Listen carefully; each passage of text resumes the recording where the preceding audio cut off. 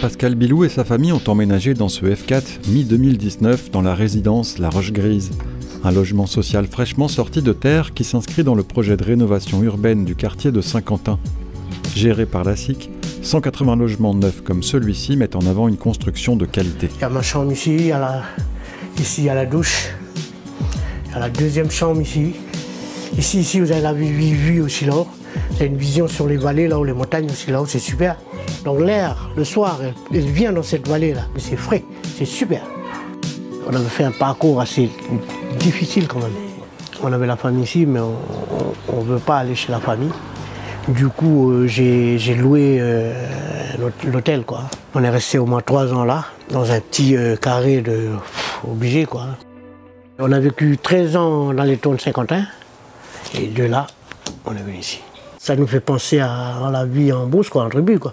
Et on a le jardin surtout, voilà, les plantes. Tout ce qu'on voulait, quoi. Parce que chez nous, les Mélanisiens, c'est la terre, notre base. C'est super, quoi, c'est cool, quoi. On est contents. En novembre 2015, 4 tours de Saint-Quentin sont démolies. Le projet, rénover totalement un quartier de 17 hectares au carrefour de 3 communes, Nouméa, Dumbéa et Mont-d'Or. Plusieurs résidences voient le jour, les Roches-Grises, le long de la route de Yaoué, et l'opération Cœur Historique, qui elle réhabilite une partie de l'ancien. Plus de 80 logements qui intègrent les préconisations du projet de règlement énergétique de Nouvelle-Calédonie et visent à limiter l'impact écologique.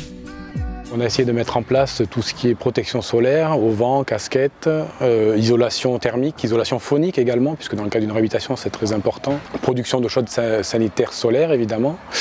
Une sécurisation également des halls, qui n'était pas le cas avant. Une résidentialisation des résidences, donc la mise en place de clôtures pour privatiser au maximum les jardins et donner un maximum d'espace aux locataires, pour que chacun puisse avoir son petit espace de vie, notamment au rez-de-chaussée. Donc voilà un gros travail qui a été fait avec l'architecte sur l'amélioration des conditions de confort dans ces logements réhabilités.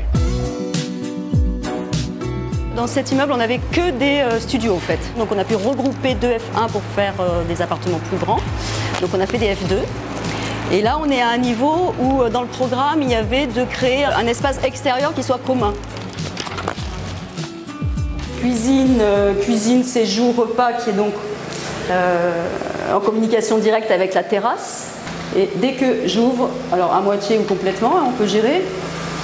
Là, tout de suite, on sent le courant d'air qui se fait et qui ventile le logement immédiatement. Ces logements répondent également aux normes PMR et peuvent donc recevoir des personnes à mobilité réduite. Aujourd'hui, la SIC gère un parc immobilier de plus de 10 000 logements. Constructeur et à la fois bailleur social, elle travaille en collaboration avec la province Sud et l'État qui est le principal financeur du logement social en Nouvelle-Calédonie.